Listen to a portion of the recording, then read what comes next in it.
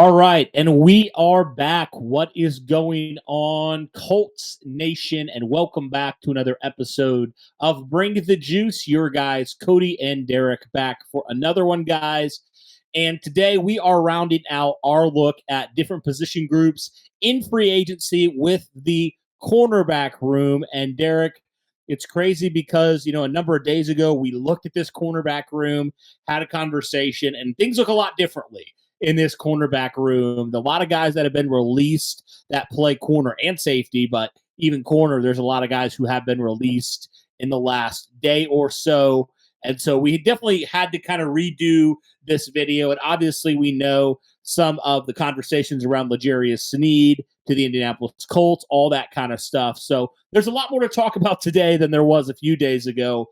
First off, Derek, how are you doing? How are you feeling about free agency and just everything with the Colts? Hey, it's exciting. Love this time of year. And hey, listen, we're a week away, less than a week away now from the start of NFL free agency. So, the offseason's heating up, man. It's finally here. And with some of the reports coming out about Indy and some guys that they're targeting, this is going to be a lot of fun, dude.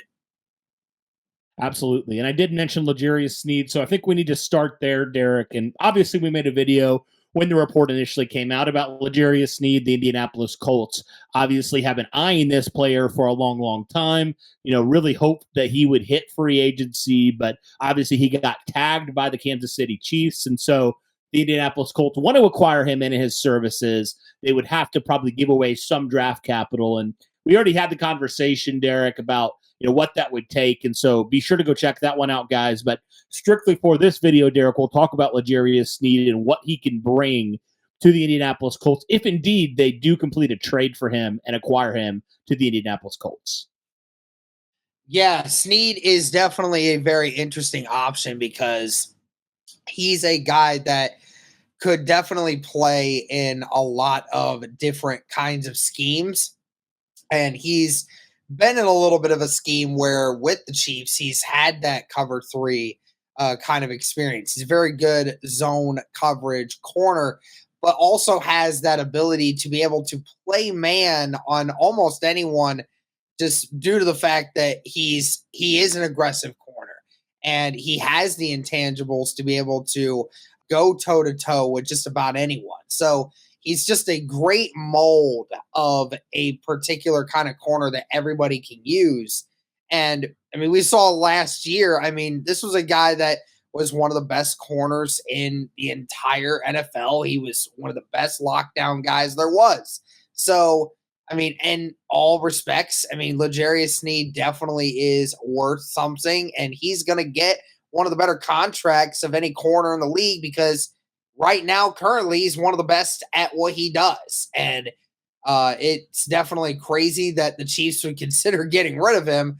But, hey, if he were to go to the Indianapolis Colts, lock it up. The Indianapolis Colts have one of the best secondaries in the NFL at that point, adding Darious Sneed at this point.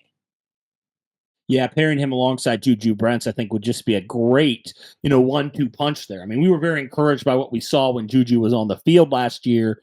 So if you kind of take some of that pressure off of Juju, right, and they say, hey, Juju, you're going to be our number 2 outside guy, and obviously just the improvement from, obviously Darious Sneed and what he's able to do as a player, but also just at what he can teach guys, the young guys like Brents, like Jalen Jones, and even if the Colts draft a corner, he can teach these guys a lot and be extremely valuable to what the Colts want to do.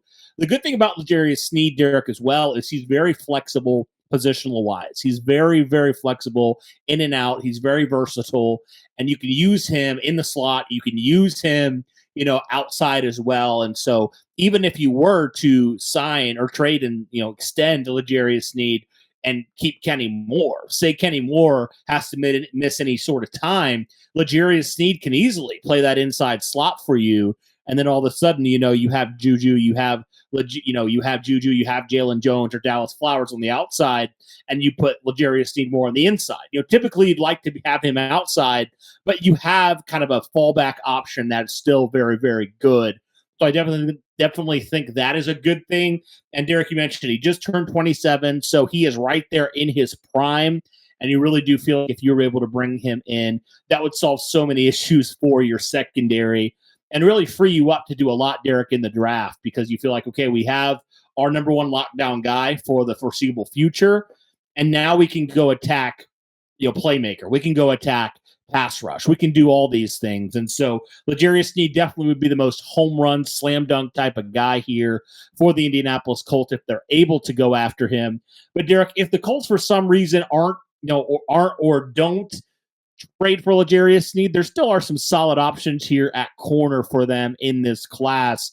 A couple guys that come in particular that come to mind. I think then probably the next guy that would be available probably is Kendall Fuller. I would say Kendall Fuller, a guy that doesn't really get talked about a whole lot, but I think he's just been so good for Washington when he's played for them. Talk about how terrible Washington was last year in the secondary, but Kendall Fuller was one of the only lone bright spots in that secondary. Him and Cameron Curl, that was about it for the Commanders last year. And again, another guy that has some, experience in the slot and also has some experience at safety, which could come in handy as well, Derek. So talk to me about a guy like him, here in Kendall Fuller, who had a really good season in 2022 or in 2023. And what do you think he could provide potentially if the Indianapolis Colts were going to go after him? Yeah, that would be a great, interesting option. A veteran guy that, like you said, has definitely been around and has played some really great football. Has been, for the most part, been a primarily healthy guy.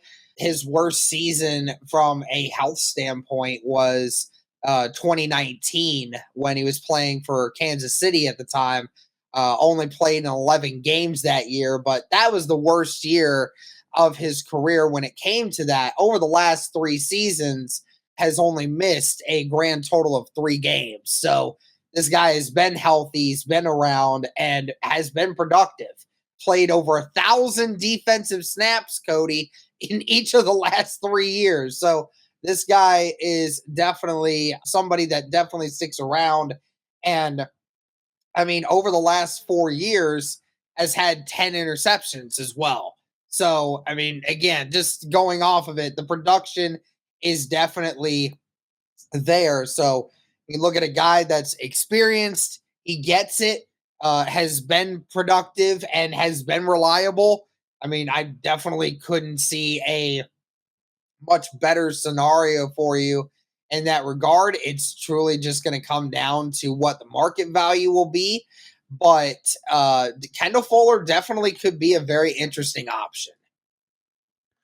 Yeah, and again, he's just a hair older than a guy like Darious Sneed. He just turned 29, but Derek, he's a little bit smaller than Sneed as well, a couple inches shorter than Sneed. But overall, he has that position flexibility and obviously wouldn't cost draft capital for you. So maybe that's more of an option. The Colts decide, hey, Darious Sneed, as much as we'd love to get him, Kendall Fuller is, even though he's not as good of a player right now as Sneed, he's still a really good player in his own right. So definitely would not mind that at all. I do obviously prefer Sneed because of the age, just turning 27, a couple more seasons in him probably than a guy like Kendall Fuller. But still, I would not be upset with either two of those guys. You talked about both these guys have been, versatile and have been very, very consistent and stayed relatively healthy for the most part. So definitely either of these guys I think would be good top options for the Indianapolis Colts if they elect to address corner in a major way. Now, Derek, another guy who got released on Wednesday that was a little bit of a surprise was Tre'Davious White. Derek, this guy was a former all-pro type of corner a couple of years ago. And, it's interesting because you hear the name Tre'Davious White and you're like, how in the world is he getting cut? A player of his caliber. But when you go a little bit deeper into Tre'Davious White, Derek, I think the biggest thing that stands out to you is not that he's had this like major fall off in terms of his quality as a corner, but it's more that he just hasn't been on the field. He has missed a lot of time, over the last number of years due to some injuries and different things like that. So, overall, Derek, what are your thoughts here on Tre'Davious White? I know some people looked at him and they said Colts need to go get him. They don't need to address corner, in terms of trading for Sneed or anything like that. But what are your thoughts in Tre'Davious White and the Colts' potential interest there? Yeah, so I put out a tweet right before this saying Tre'Davious White has not played in 12 or more games in a season since 2020, over 3 years ago. I mean, that's insane. These last 2 years has only played in 10 games. Over the last 2 seasons has only played in half a season worth of games, basically. It's just not worth it when you look at it.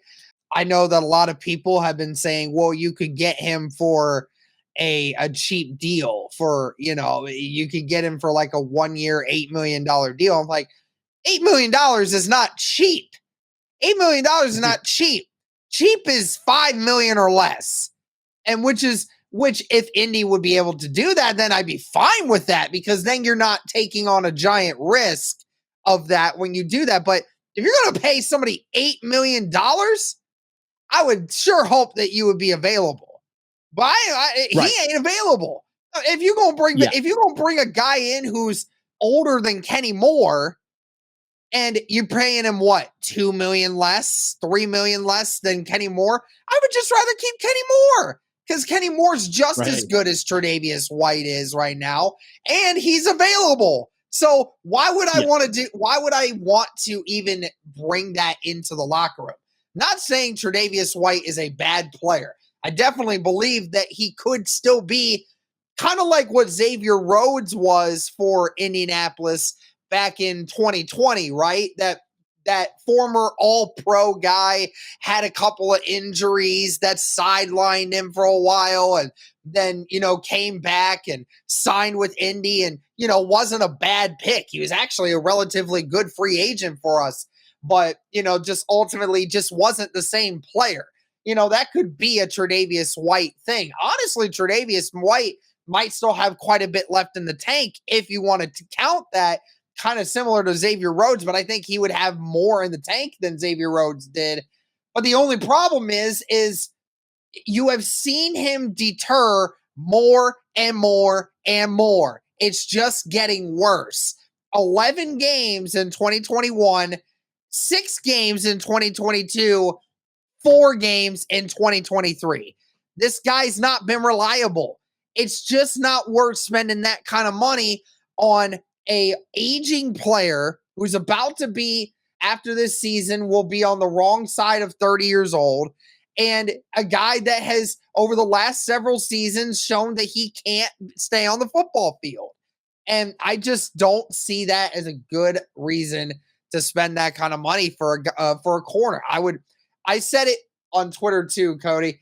I would trade for L'Jarius Sneed 100 times out of 100 before I would consider bringing Tre'Davious White in, because at least I knew L'Jarius Sneed has not had a reliability problem, and L'Jarius Sneed is by far and away better than Tre'Davious White is right now. So I'd rather just spend my money and time on that. Right. That's what I was going to say, is like, why spend $8 million hoping that Tre'Davious White can stay healthy? I'd rather spend, even though it is more, why not spend more money on L'Jarius Sneed, who will be available, right? Or even Kendall Fuller, who will be available a lot more traditionally, especially over the last couple of years, than Tre'Davious White. I'd rather do that, even if it means spending a little bit more than, say, $8 million. If it's for Kendall Fuller, double that, or whatever it would be. Like, that's worth it to me, just for the fact that he's going to be available more often.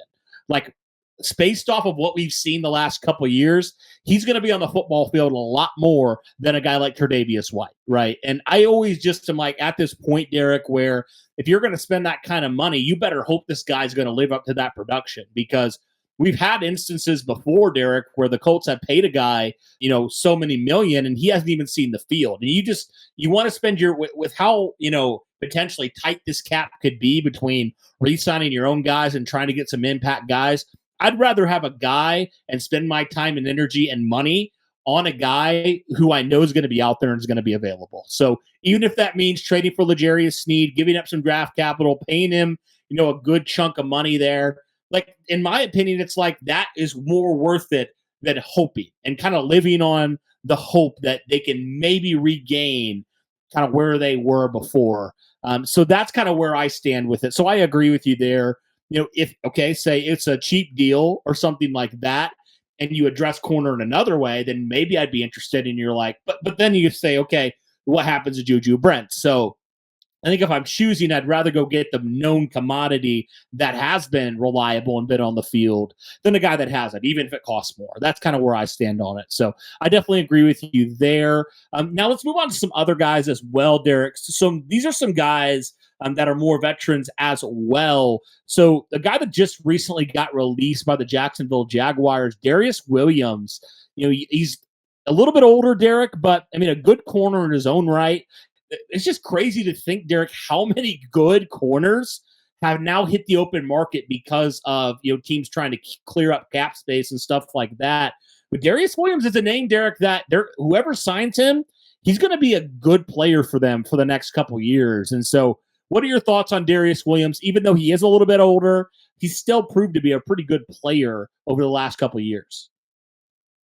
Yeah, so this is definitely a more interesting one because I mean, he's like 2 days away from turning 31. So, yeah. Again, Indianapolis went ahead and, got Stephon Gilmore just last year, and he was 32 at the time.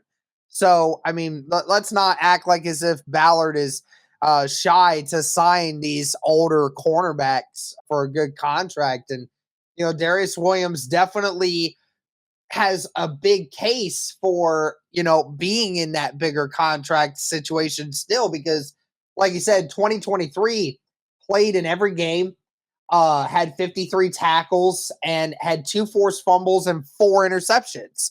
So a very interactive guy on the football field, very much could be getting a very solid contract. Started playing in the NFL at a very at a much older age. Actually, he actually only started playing in the NFL when he was about 25 years old. So, I mean, it's pretty crazy to think that this is the situation that he finds himself in now. But in the last couple of years, hasn't really had a lot of the interception numbers. His last year with the Rams, and especially his first year with Jacksonville. But this last year definitely had a really great season. It will definitely be interesting to see what kind of contract that you would get for that, especially being on that other side of 30, like we were talking about. I wouldn't mind this. I wouldn't mind this. If Indy said that this is the best case scenario to try to, get a guy that, might be on the other side of 30, but I mean, has a little less wear and tear on his body because of the less years in the league, maybe that's something that you could get away with, a short-term contract just to help, solidify the unit. I wouldn't be opposed to it, Cody. I honestly wouldn't. Yeah, for sure. I mean, he would be a solid kind of bridge guy, a nice veteran to bring in there. And again, with Jacksonville last year, played in 99.8% of their snaps. So he was on the field a lot for the Jacksonville Jaguars, 53 tackles, had 2 forced fumbles and 4 interceptions. So definitely would be a nice player for the Colts to add. Say some of these other players, fall through. I'd like a guy like Darious Williams as well. Another guy, Derek, that I think would be a nice veteran add, Chibode Awuzie. He was formerly with the Cincinnati Bengals. I believe he was initially drafted by the Dallas Cowboys and then didn't really live up to kind of the hype there. And then, came over to Cincinnati, kind of had a revival of his career the last couple of years. And he's set to hit the open market here, Derek. And, he's a player that I think is just a solid, another good corner that's available here for the Indianapolis Colts. And I definitely would not mind a guy like Awuzie, who, going to be 29 this next year. He's very close to turning 29 here. So, I mean, he's a guy, Derek, that I personally would like for the Colts to go after. Still one of those, a little bit older corners, but I mean, the last couple of years with the Cincinnati Bengals, he's been a really, really solid corner for them. What are your thoughts on a guy like Awuzie here? Again, another one of those corners that could be a very interesting pick for anyone that is trying to look for that next great corner. I don't know a ton of Awuzie, but I have watched a couple of these games for the Cincinnati Bengals over the last few years, and Awuzie's name definitely comes up very often. It definitely is something that I could see happening for a bunch of different teams. He hasn't had a lot of interceptions recently, but again, another aging guy, but a veteran guy that is very locked down. Is not much of a turnover guy, but he definitely can play some really good defense. Who knows what's going to happen with that one? But I wouldn't mind it either. Me personally, I would, if I'm going to make my move for a corner, I would rather move in a different direction than a Wouzier. Maybe go for someone with a higher upside. I don't know. Just the lack of interceptions over the last couple of years maybe turns me off to it. But I mean, again, who knows? This is still a young guy that can still get stuff done. He's still fairly young. I think he has a good, not couple good years ahead of him still. Overall, Derek, he's not like this elite corner. Like, I don't want to pretend that he is, but he's been a nice find. He had a really good year in 2023. I mean, when you look at it, Derek, for 2023, Awuzie had an 80.2 coverage grade with no pressure, a 15.6% forcing completion rate, and he's pretty cheap. He only was making 7-ish million. I believe it was, let me pull it up, 7.25 million annually with the Cincinnati Bengals. And so you think he could be a kind of a relatively cheaper option as well, and a guy that definitely has shown, when he's healthy. And again, also another question was 2022, Derek, he tore his ACL. So this is a guy that's dealt with a serious injury in the last couple of years. And again, 2023, he looked really good, but you do have kind of that, could he get injured again sort of thing, because he had that type of significant injury. But overall, Awuzie is a really good player, and I would not mind him if, say, some of these other guys, it didn't really work out in the culture. Like, we still want a corner, but we don't necessarily want a guy that we're going to pay $15 to $20 million for. So I think Awuzie would be a solid option. It's crazy, Derek, that we've now talked about 5 different players, and every single one of them we do believe, maybe outside of Tre'Davious White, if he stayed healthy maybe, but we believe that if these guys were on the field and they were healthy, they could be really impact players for the Indianapolis Colts. There's a couple other guys as well, Derek, that I just wanted to point to and